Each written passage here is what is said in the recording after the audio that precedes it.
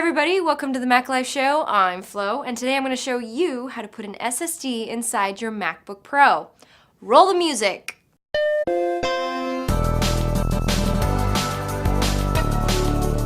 So the new MacBook Pros might be getting faster, but that doesn't mean that your old machine has to lag behind.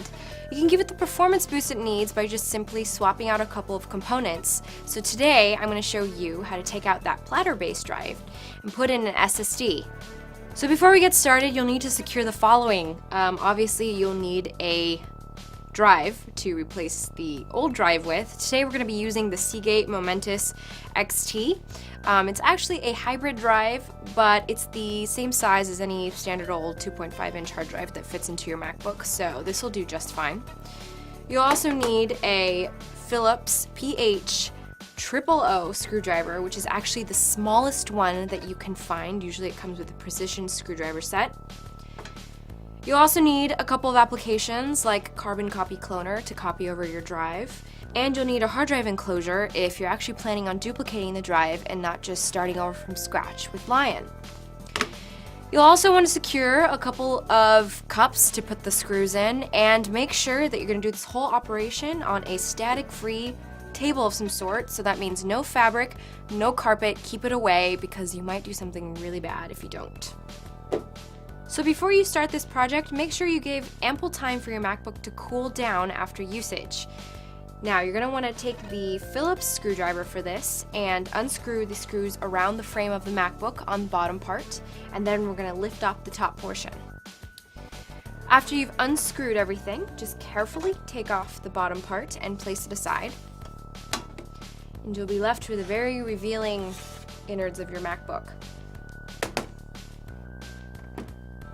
So before you actually take out the hard drive, you might want to disconnect the battery before doing anything, just in case of static shock. Now there's plenty of resources online to do this because every MacBook is different, but iFixit's probably the best one to go to figure out what kind of battery connection your MacBook has. So after you've unscrewed the 4 screws around the frame of the hard drive, you take out the little plastic thingy that holds it in. And there's a flap where you can easily pull out the hard drive. You're going to want to do so carefully because it's actually connected with a SATA cable. Now to take it out, all you have to do is very easily pop off the SATA cable, and there you go. It's nice and empty. So now we're going to put in the SSD. Putting the SSD in is just like taking it out.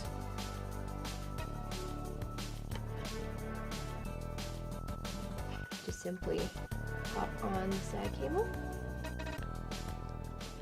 carefully reseat it inside, and screw everything back in.